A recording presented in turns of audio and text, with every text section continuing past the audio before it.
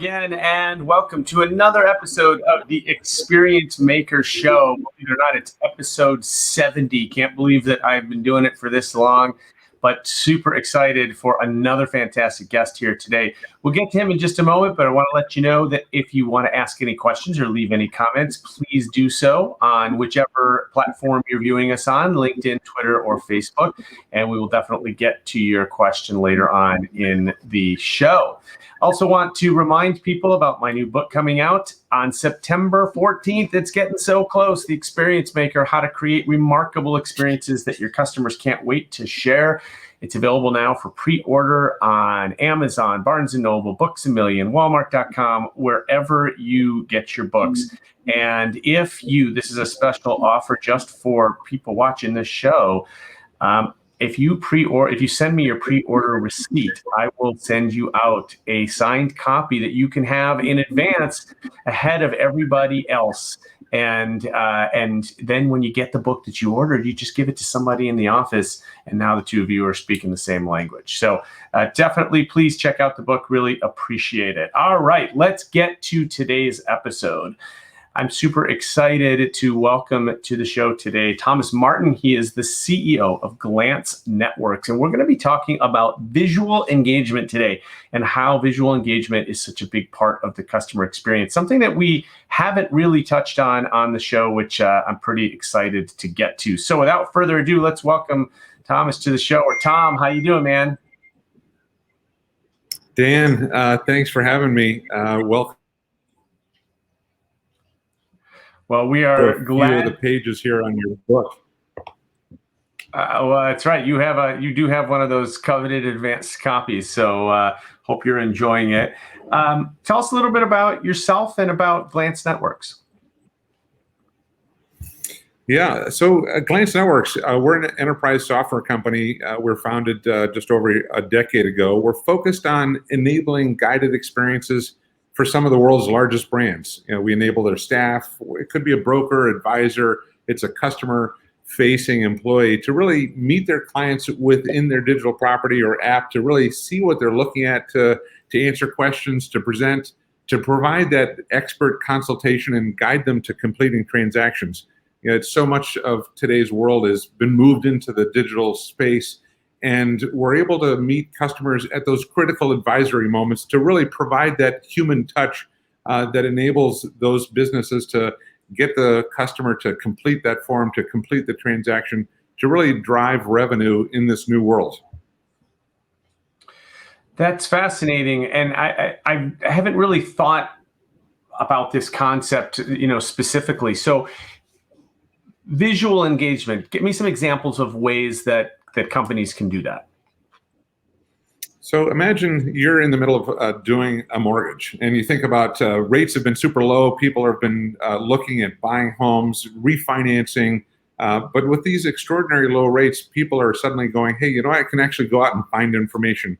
I can go out to a lot of different places like LendingTree, or just pick a bank that you're familiar with. And you start to go through that information gathering where you might find an FAQ that's going to demystify some of the, like, what's the difference between an adjustable rate or a fixed rate. You could even go into tools like a calculator to understand what my monthly payment, go through a pre-qualification, and then you're actually going through that application and you realize these are things that you don't do very often. And a lot of this stuff becomes a little maybe confusing, or you might have questions. And you have that opportunity to suddenly say, hey, I actually do need help. So in that workflow, the ability to connect with a person which says, hey, would you like to speak to an expert? You're at the hard part.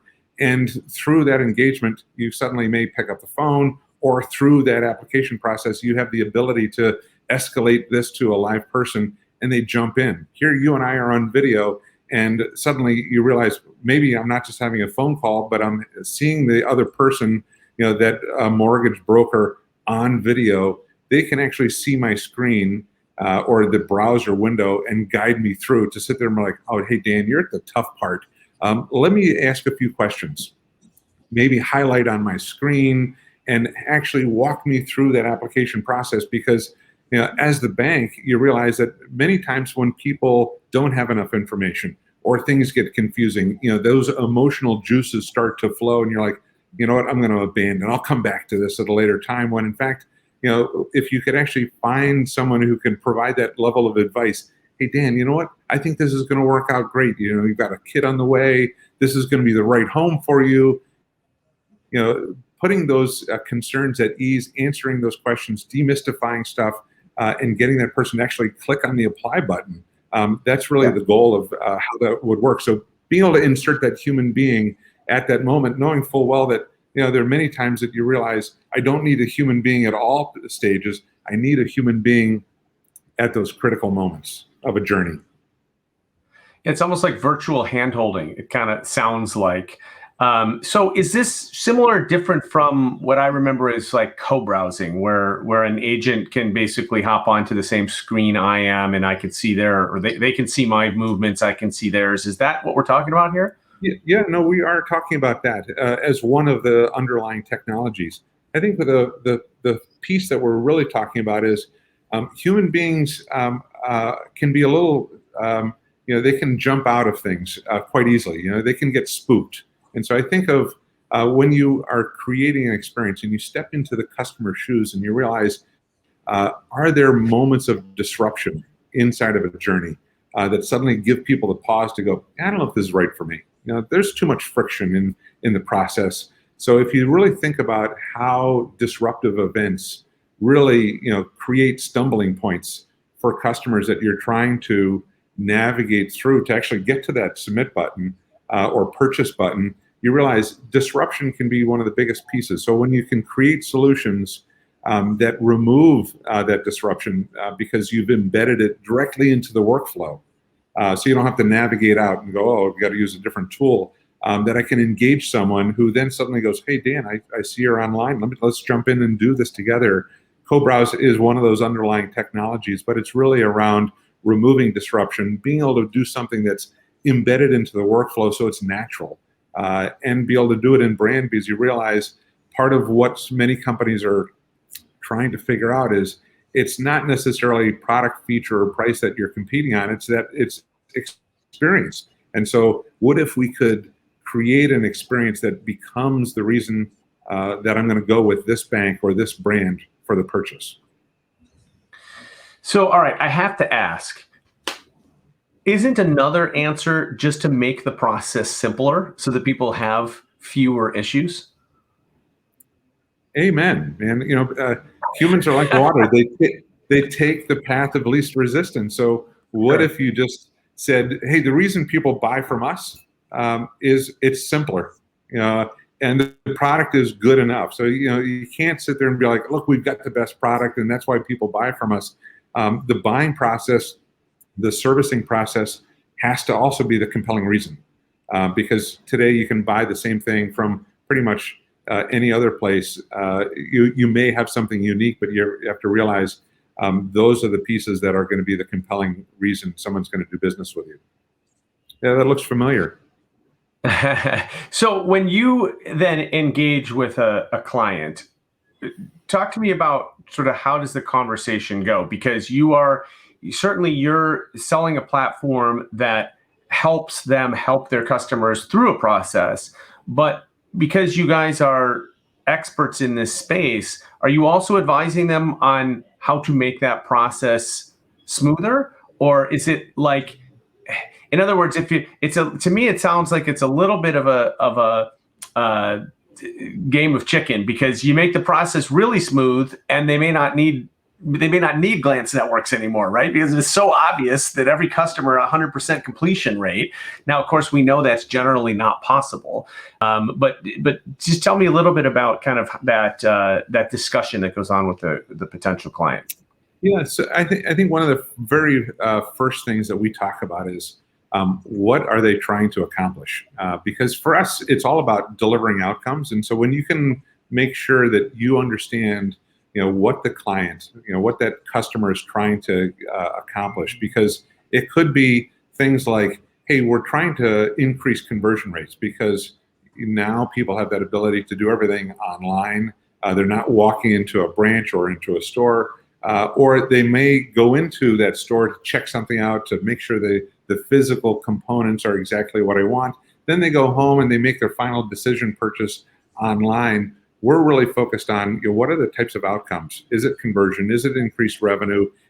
Is it dealing with a certain amount of abandonment in a work process? Is it really saying, hey, you know what, we need to be able to solve for some of these things, like we're introducing a new product, we're going into a new geography, we're trying to get adoption on a mobile application, we're trying to drive adoption. So it could be a lot of these things. And I think the other part of what we experience is the pace of business is moving quickly. There's lots of change. And so when we think about someone who is potentially navigating away, we realize that businesses are looking for ways to introduce new things. Human beings don't like change. And so what if you're able to pair a rate of change as well as focusing on these critical metrics that a company and outcomes that a company is focused on, having that human being involved can be the part that really makes all the difference. Because last I checked is, here we are meeting sort of virtually face to face, but people want to do business with other human beings, and they don't necessarily need human beings to find information. Technology does that really well at finding information. It's that advice piece and realizing that it's like, hey, I want to hear from someone else who understands my needs and can say, hey, Dan, there's 3 options that are really good. I think this one is the right one for you. And that helps people get over those critical moments. And I also think that when you think about back to the humans want to do business with other human beings, it's where in the journey can it have the most impact to insert that or give people the opportunity to have that. That's what we do. Yeah, I couldn't agree with you more on the human element. And I think that has been maybe even exacerbated through a pandemic where we didn't have as much human interaction as maybe we wanted to. I do believe that customers crave that, and they want to have some sort of relationship with the company. And you can't have a relationship with a building or a website, right? You got to have a relationship through another human. So I really like that. I also love the fact that you can get help at that moment where you are, so that you don't have to, let's think of the alternative, right? You have to call a call center, you have to wait on hold, you have to explain to the person where you are and kind of repeat a bunch of steps. And then finally they're with you. And now you can maybe have them help, except they're still helping blindly because they can't see your screen. So I love the concept of just, hey, Tom checks into my session and I don't have to explain anything because he sees exactly where I am and where I am in the process and can help me there more quickly. You mentioned metrics and sort of success factors. What are you looking for, or what are your clients looking for? Is it completion rate? Is it bringing on more new customers, helping existing customers? What are the kinds of things that you measure? Yeah, I think for us, we've been laser focused on helping companies drive revenue. And so the revenue can be broken down into, hey, we actually have a goal of adding more new customers. So it could be someone that's moving into a new geography and just trying to grow a number of customers.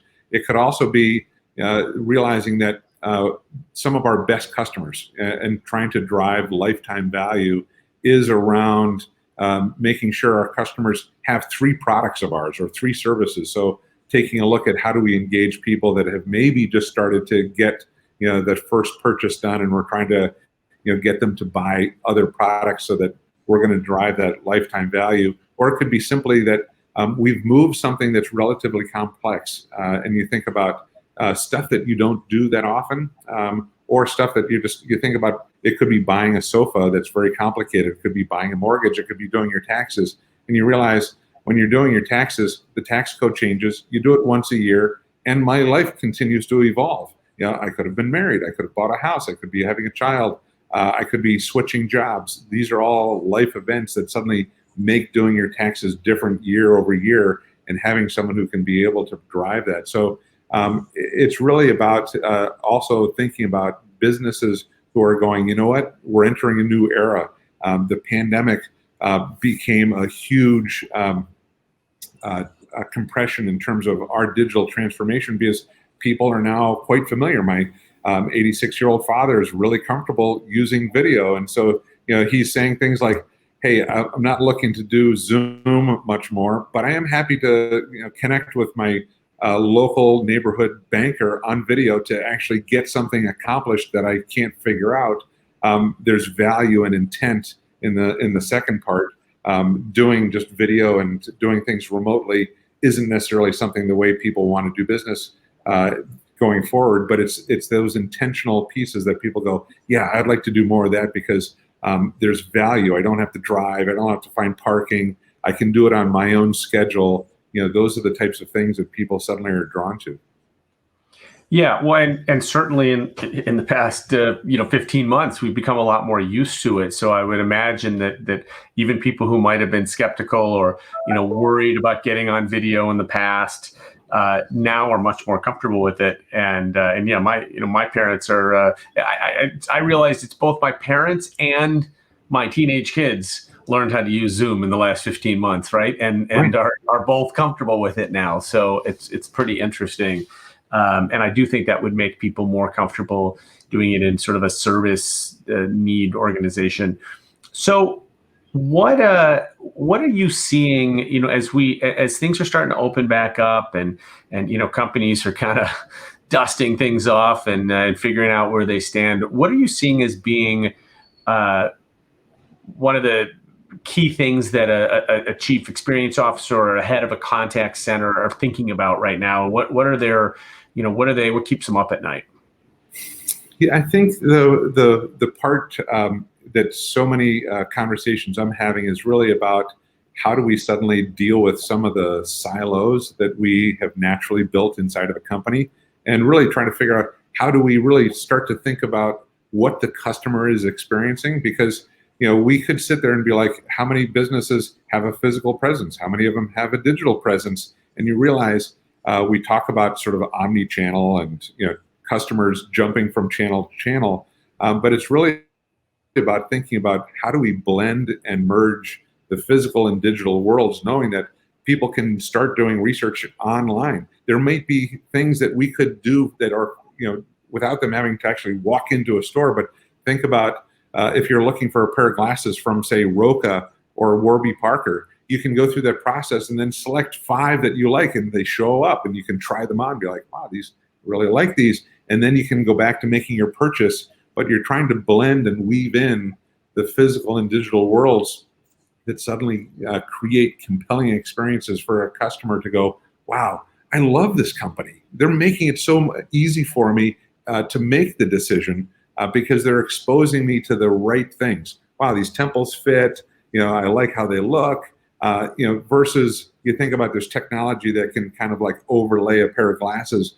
But this is where you really start to go, the challenge of trying to bring the physical and digital worlds together is not easy. But I think those companies that are starting to figure out suddenly are going to be the ones that really win the customer over. Yeah, and you're right about when it works, it's amazing. And I always talk about creating remarkable experiences. And when you have when it works and you have this experience, you're like, wow, that was really cool how they blended that. It does become memorable. It creates loyalty. I remember a while back, I was, applying for a credit card or something. And I was on the website and they said, well, give us your phone number for a second. So I give them the phone number. Next thing I know, I get a text on the phone and there's a form for me to sign with my finger on the phone. And as soon as I hit submit, the website updates because it's now got my signature. And I was like, wow, that was so cool. Normally that would have taken, I would have had to print something out and scan it and send it back or whatever, or bring it into the branch. And just like that, I signed it with my finger on a phone, and it was just completely seamless between 2 different devices. And, real life, in person, brick and mortar, it's just another device, right? It's just another spot where we interact. And I think you're totally right. In so many things that we buy today, I just got new carpeting for my house and new paint. And the shopping aspect of it was online, and I wanted to see what the carpeting would look like, and I wanted to check out different colors for the wall, and I could use the augmented reality to do that and see what it would look like in my own house. And then eventually there's that physical part of, the guys have to come and install the carpeting. And, it's when it works like that, as I said before, when everything seems seamless, it is really spectacular. And I think the companies that are getting it right are understanding that you can't just have somebody in charge of the branch, somebody in charge of the website, and somebody in charge of the mobile app. That's exactly how not to have an omni-channel experience, because all three of those silos are going to create different experiences. It's about sitting higher up one level and looking at all of those together and making sure that they're talking to each other, that they're compatible with each other, and that we understand that customers go back and forth all the time between multiple different channels. So I think it's really cool what you guys are doing, and you're helping the customer through that part of the journey. And it's amazing to me how often, as you said, people give up when they get stuck. And if they get stuck, they go somewhere else. And I always like to say the problem with that is they're going to your competitor, which is a double loss. You've lost the business and your competitor has gained it, all because you created some barrier or your customer got stuck. And so I love that you guys help to unstick people, if you will. Yeah. Well, I'll also say this. We're talking with some customers who have said to us, that we actually want to push the human being, that connection. We don't want the customer to be stuck in a digital only journey. We actually want them to have a human connection. Why? Because relationships matter. And when you realize that you're able to create an emotional connection, or even just an emotionally resonant experience because you have another human being in there, it suddenly creates an attachment to that brand, because you're like, wow, Dan helped me out. He was so nice. I love that company because Dan was there and Dan provided that experience. And we know that in today's wealth management, you think about with what Robinhood has done, and the fees have all disappeared, and you can go out there and buy the same stock from any place, but you realize what we're trying to do is create experiences that deepen relationships, that afford that opportunity to build trust, that suddenly it was like, hey, you know what, I can trade all my own stuff, ETFs, stocks, index funds, but what I don't know is what's the right allocation, what's the right investment strategy for me at my age with what my life looks like. And you realize those are the most important components. How do we build those and foster those types of relationships digitally? Because now people are like, no, I don't want to go in to see the broker on a quarterly basis, let alone once a year, but I'm happy to connect online. And can some of these tools suddenly allow us to have a really collaborative, very in-person experience that I perceive as the customer is really high value? Yeah. Well, what you're really saying here is so many products and services have become commoditized, and it is so hard to compete on that now. I always like to say competing on price is a loser's game. It's a race to the bottom. And competing on products has become harder and harder, because you're right. Pretty much every brokerage firm offers free trading right now. So if that's the entry point, you got to compete on something else. And I think the ability to compete on experience is really what is going to differentiate companies going forward. And inserting that human element into the experience is a fantastic way to do that. I think you said it before, totally agree with you. People buy from people that they like. People continue doing business with companies that they like.